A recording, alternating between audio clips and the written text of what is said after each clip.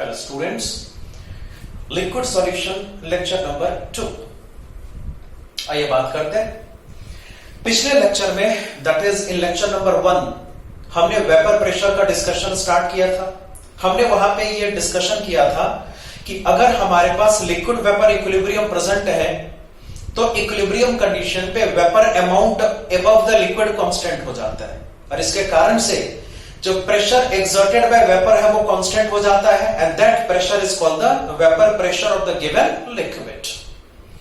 हमने इस बात का भी डिस्कशन किया था कि एक्चुअल में आपका जो वेपर प्रेशर होता है वो लिक्विड वेपर इक्विलिब्रियम का इक्विलिब्रियम कांस्टेंट केपी होता है। अगर आपको याद होगा तो, नहीं याद है तो आपको लेक्चर में थोड़ा सा एक बार रिपीट करना चाहिए। तो हमने डिस्कस किया था कि जो वेपर प्रेशर होता है वो एक्चुअल में लिक्विड वेपर इक्विलिब्रियम का इक्विलिब्रियम कांस्टेंट केपी होता है। ये हमने कंप्लीट कर लिया हुआ था। उसके बाद हमने उन फैक्टर्स की बात करनी शुरू करी थी जो फैक्टर किसी लिक्विड के वेपर प्रेशर को अफेक्ट करते हैं, और उसमें हमने पहला फैक्टर स्टार्ट किया था, that is nature of liquid. तो उसी फैक्टर को इस लेक्चर में हमें कंप्लीट करना है। ये जो डायग्राम आपको बोर्ड पे नजर आ रहा है वो डायग्राम पिछले लेक्चर से हमने लिया हुआ है, तो उस डायग्राम को आपको दोबारा ड्रॉ नहीं करना है, उसी लेक्चर में आपको डायग्राम नजर आ जाएगा। तो चलिए बात करते हैं कि अगर लिक्विड के नेचर की बात करें, लिक्विड का नेचर किस तरीके से वेपर प्रेशर को अफेक्ट करता है, आपको इसका डिस्कशन यहां पे एक्चुअल में डिटेल में करना पड़ेगा। तो चलिए बात करनी शुरू करते हैं, ध्यान से इसको देखना है। जैसे हमने बात कर ली है कि किसी लिक्विड सैंपल में जो मॉलिक्यूल्स आपके सिस्टम के बल्क में प्रेजेंट होगा वो हमेशा टोटल फोर्स 0 फील करेगा, उस पर कोई फोर्स एप्लीकेबल नहीं होगा। ऑन द अदर हैंड, अगर लिक्विड मॉलिक्यूल आपके सरफेस पे प्रेजेंट है तो that will be facing a backward attraction force, जो कि F रिजल्टेंट यहां पर हमने शो किया हुआ है, and F resultant not equals to 0। The concept is, ये जो F रिजल्टेंट होगा वो एक्चुअल में इस मॉलिक्यूल को पीछे खींचने की कोशिश करेगा। यानी यूं कहा जा सकता है कि ये जो सरफेस मॉलिक्यूल अगर वेपोराइज होने की कोशिश कर रहा है, अगर वो वेपर में फॉर्मेशन की कोशिश कर रहा है, तो जो F रिजल्टेंट होगा वो उस वेपर फॉर्मेशन को अपोज करने की कोशिश करेगा। अब इसको इस तरीके से समझो, जैसे मान लो हमने सोचा कि अगर लिक्विड मॉलिक्यूल्स के बीच का अट्रैक्शन फोर्स अगर किसी केस में ज्यादा है तो जो F रिजल्टेंट यहां पर होगा वो हायर हो जाएगा, और जब F रिजल्टेंट यहां पे हायर होगा तो इस मॉलिक्यूल के लिए वेपोराइज होना कंपैरेटिवली डिफिकल्ट हो जाएगा।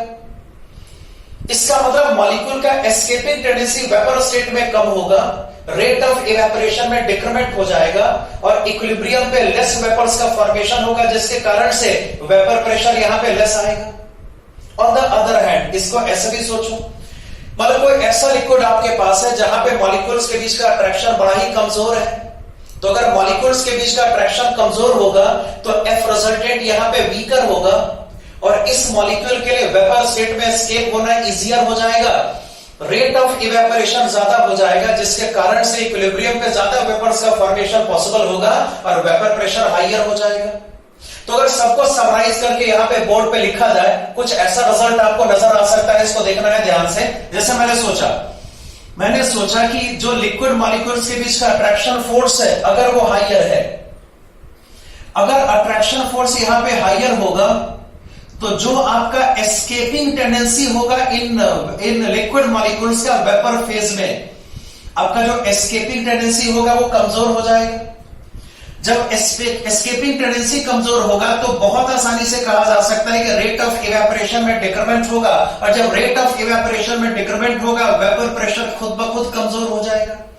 तो बात यहां पे स्पष्ट सी है कि अगर मॉलिक्यूल्स के बीच का अट्रैक्शन फोर्स किसी लिक्विड में ज्यादा है, इसका मतलब जो उसका वेपर प्रेशर होगा वो गिवन कंडीशन में लेस आएगा। ऑन द अदर हैंड, अगर अट्रैक्शन फोर्स को यहां पे हमने वीक ले लिया, अगर मॉलिक्यूल्स के बीच का अट्रैक्शन फोर्स यहां पे कमजोर है, तो जैसे डिस्कशन यहां पर हो चुका है कि इस केस में जो मॉलिक्यूल्स का एस्केपिंग टेंडेंसी वेपर स्टेट में होगा वो बढ़ जाएगा, और जब एस्केपिंग टेंडेंसी वेपर स्टेट में बढ़ेगा तो जो रेट ऑफ इवेपोरेशन होगा वो राइज कर जाएगा, और जब रेट ऑफ इवेपोरेशन राइज करेगा तो वेपर प्रेशर में भी इंक्रीमेंट हो जाएगा। बोला जा सकता है ऐसा? तो मामला यहां पे स्पष्ट सा है। मैं फाइनल बात को रिपीट एक बार कर दूं। मैंने कहा कि अगर मॉलिक्यूल्स के बीच का अट्रैक्शन ज्यादा होगा तो वेपर प्रेशर लेस हो जाएगा, अगर यही अट्रैक्शन कमजोर होगा तो वेपर प्रेशर यहां पे ग्रेटर हो जाएगा। So this is the nature of liquid जो कि वेपर प्रेशर को अफेक्ट करता है ना।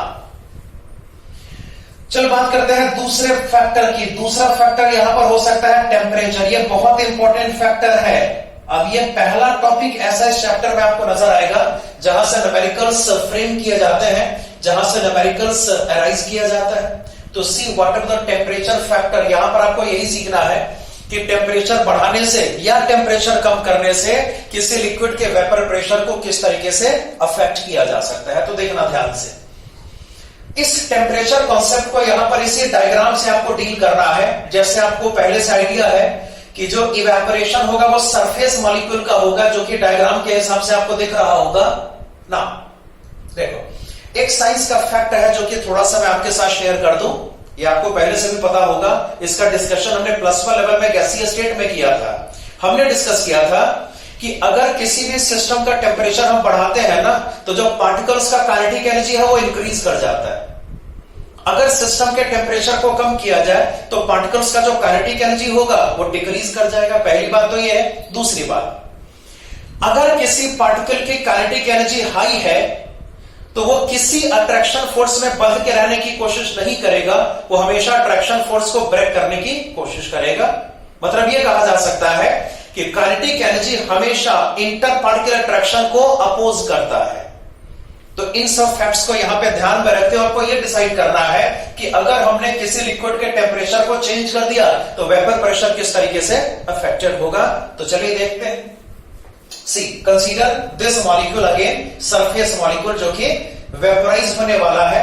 इस तरीके से सोचना है। हमने डिस्कस किया था कि जो काइनेटिक एनर्जी होगा किसी भी मॉलिक्यूल का, this is directly proportional to temperature, that is capital letter T. ऐसे हमने सोच लिया।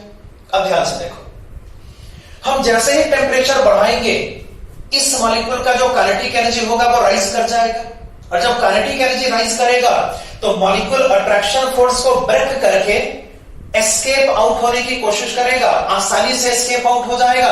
इसका जो एस्केपिंग टेंडेंसी होगा वो बढ़ जाएगा। एस्केपिंग टेंडेंसी बढ़ने के कारण से जो रेट ऑफ इवेपोरेशन है वो राइज कर जाएगा। इक्विलिब्रियम में ज्यादा वेपर्स का फॉर्मेशन होगा, इस वजह से वेपर प्रेशर आपको हायर नजर आएगा।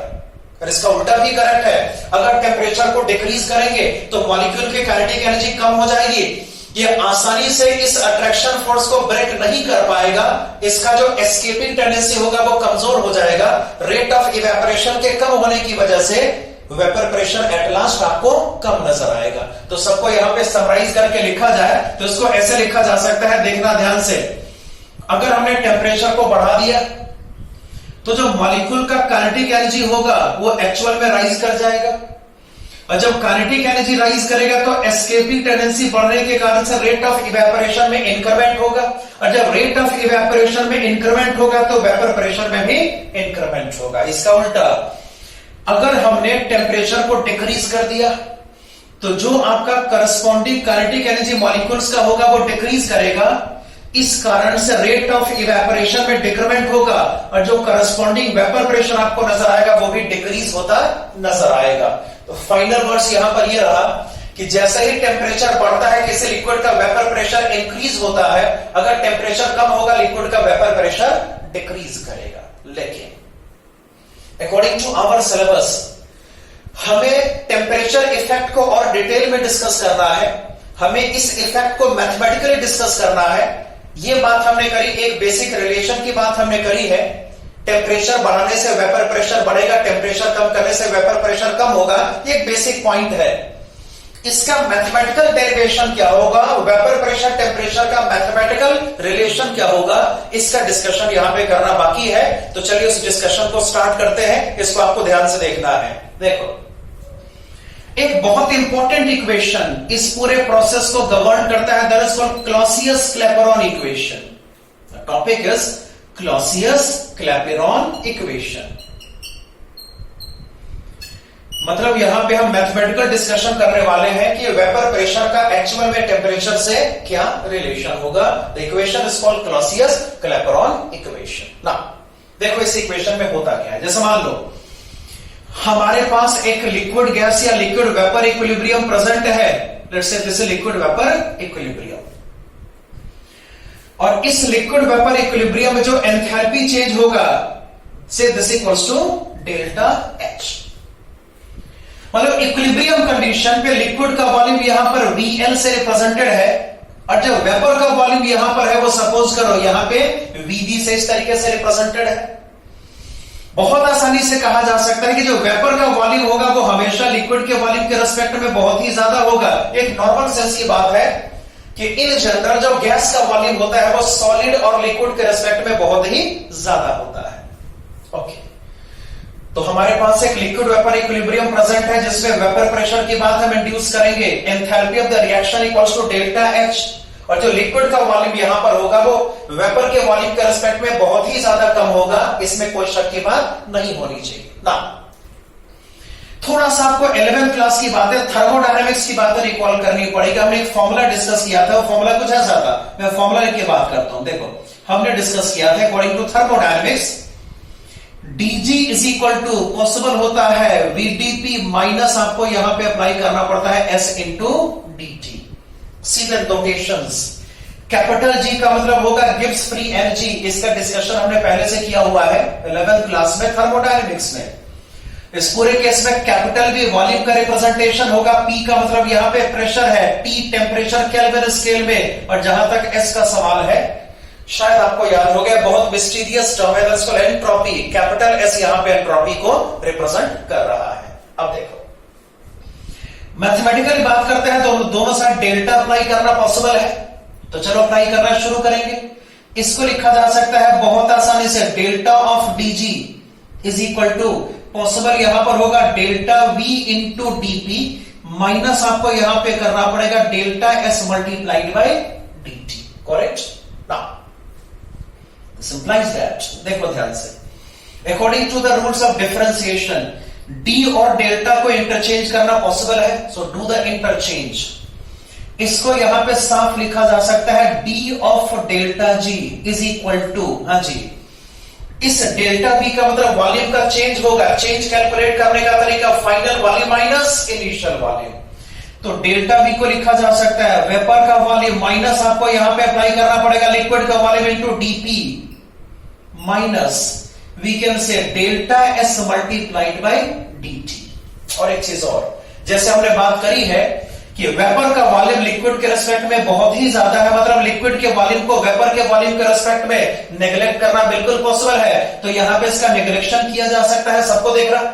उसके बाद चलिए आगे बात करते हैं, ध्यान से देखना।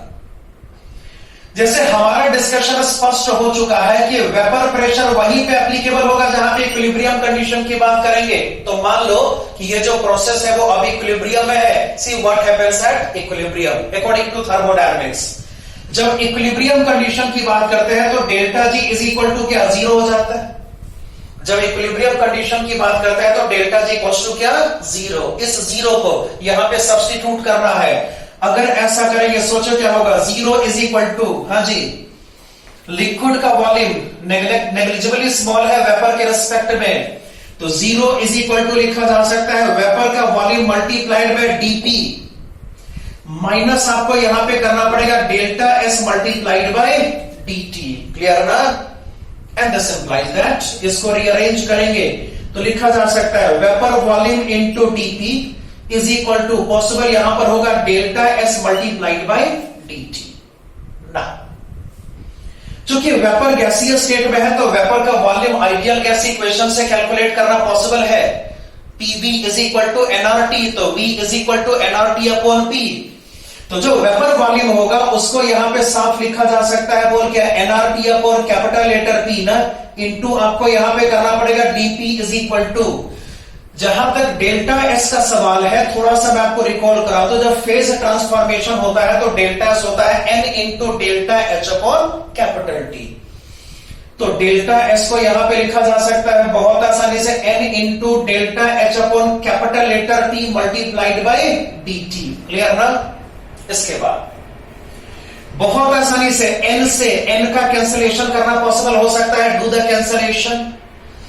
जब ये कैंसिलेशन हम करेंगे, एक चीज यहां पे प्रेशर फैक्टर को वन साइड करना है तो एलएचएस में लिखा जा सकता है बहुत आसानी से DP upon capital letter P is equal to, जब आरएचएस की बात करेंगे बोल क्या रिजल्ट आएगा, आरटी को आरएचएस पे शिफ्ट करो।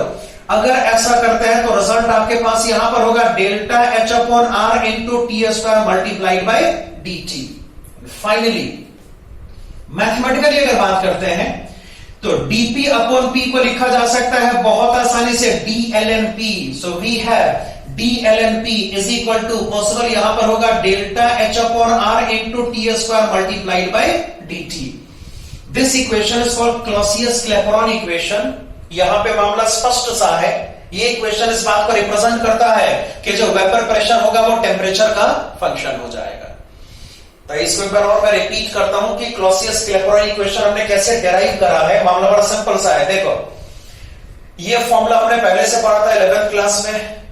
दोनों साइड हमने डेल्टा अप्लाई किया, डी और डेल्टा को इंटरचेंज करेंगे, इक्विलिब्रियम पे डेल्टा जी को जीरो पुट करेंगे और नॉर्मल मैथमेटिकल कैलकुलेशन करके बहुत आसानी से इक्वेशन को डेराइव किया जा सकता है। ये हमने डेराइव कर लिया, अब आपको इसको नोट करना है, इसको जल्दी नोट करिए।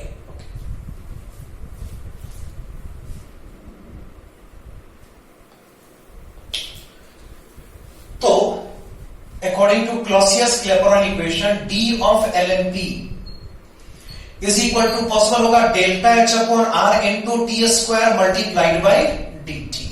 नाउ फिर से एक लिक्विड वेपर इक्विलिब्रियम को रिकंसीडर हम करेंगे something like this.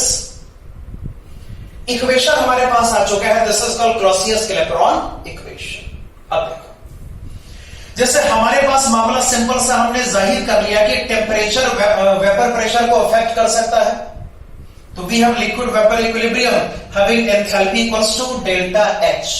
Let's see, अगर यहां पे टेम्परेचर T1 होगा तो वेपर प्रेशर को P1 से एक्सप्रेस किया जा सकता है क्योंकि वेपर प्रेशर टेम्परेचर पे डिपेंडेंट होता है, डिस्कशन इसका हो चुका है।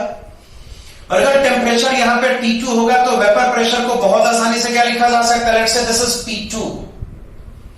According to Clausius-Clapeyron equation, dlnp is equal to possible यहां पर होगा delta h upon r into T square को बहुत आसानी से लिखा जा सकता है न्यूमरेटर में t की पावर -2। ऑब्वियस सी बात है, डिनोमिनेटर को न्यूमरेटर में शिफ्ट करेंगे तो पावर पे माइनस साइन अप्लाई करना पड़ेगा, तो इसको लिखा जा सकता है t की पावर -2 मल्टीप्लाइड बाय dt।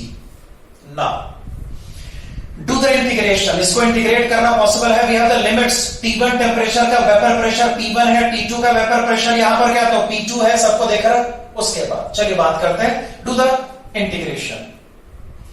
चलो इंटीग्रेशन यहां पर किया जा सकता है, डेल्टा एच बाय आर को कांस्टेंट रखेंगे और इंटीग्रेशन यहां पे करना पॉसिबल हो सकता है, सबको देख रहा। रही बात यहां पे लिमिट्स की, टेम्परेचर लिमिट यहां पर क्या T1 टू T2, जो टेम्परेचर लिमिट इस केस में होगा वो T1 टू T2 होगा। T1 का करस्पॉन्डिंग वेपर प्रेशर P1 है, T2 का करस्पॉन्डिंग वेपर प्रेशर यहां पर क्या, दैट विल बी P2। इसमें कोई शक की बात नहीं। दिस इंप्लाइज दैट अगर आगे बात करेंगे देखना क्या हो सकता है, डिफरेंशिएशन इंटीग्रेशन आपस में कैंसिल होगा, एलएचएस का रिजल्ट क्या होगा, एलएनपी। लिमिट्स की अगर बात करेंगे अपर लिमिट आपका P2 लोअर को लिखा जा सकता है, that should be P1। This is equal to, बड़ा सिंपल सा मामला है, देखो t की पावर -2 का इंटीग्रेशन -1 अपॉन t और माइनस को बाहर रखो तो इसको लिख सकते हैं minus of delta h upon r into यहां पर होगा 1 अपॉन कैपिटल T। और जो लिमिट्स की अगर बात करेंगे अपर को लिखा जा सकता है T2 लोअर का मतलब सिंपल T1 हो जाएगा। नाउ ऑन सॉल्विंग, अगर इसको सॉल्व करेंगे एलएचएस को यहां पे साफ लिखा जा सकता है lnp2 minus lnp1 according to the rules of integration and this is equal to, सोचो क्या होगा भाई, इसको लिखा जा सकता है minus delta h upon r into 1 upon T2 minus आपको यहां पे 1 अपॉन T1 करना पड़ेगा। सबको क्लियर, कुछ ऐसा किया जा सकता है। अब हमें इस इक्वेशन को फाइनल टच देना है। तो जैसे आपको पता होगा लॉग में सब्सट्रैक्शन का मतलब डिवीजन होता है, तो अगर ऐसा डिवीजन आप करोगे तो एलएचएस को लिखा जा सकता है lnp2 upon P1 is equal to, इस माइनस को इनसाइड द ब्रैकेट पुट करो। अगर माइनस को ब्रैकेट के अंदर पुट करेंगे तो RHS को यहां पे लिखा जाना पॉसिबल होगा delta H upon R multiplied by we can write 1 upon T1 minus 1 upon T2। ये बहुत इंपॉर्टेंट इक्वेशन है, ये क्लॉसियस क्लैपेरॉन इक्वेशन का मॉडिफाइड फॉर्म है जिसपे एग्जाम में न्यूमेरिकल्स पूछा जा सकता है। अब न्यूमेरिकल्स पूछेंगे कैसे, अगर ध्यान से देखें तो यहां पे टोटल 5 पैरामीटर्स आपको नजर आएगा, P1 P2 2 parameter, T1 T2 4 parameter हो गए, एक पैरामीटर यहां पे डेल्टा H है। इस इक्वेशन में टोटल 5 पैरामीटर्स का जिक्र है। न्यूमेरिकल्स में कोई एक पैरामीटर हिडन होगा जिसको कैलकुलेट करना एग्जाम में हो सकता है। कुल मिला के ये इक्वेशन बहुत ही इंपॉर्टेंट है, इस पे न्यूमेरिकल्स आपको आगे डिस्कस भी करना पड़ेगा। So this is all about Clausius-Clapeyron equation, and this is the end of lecture number 2.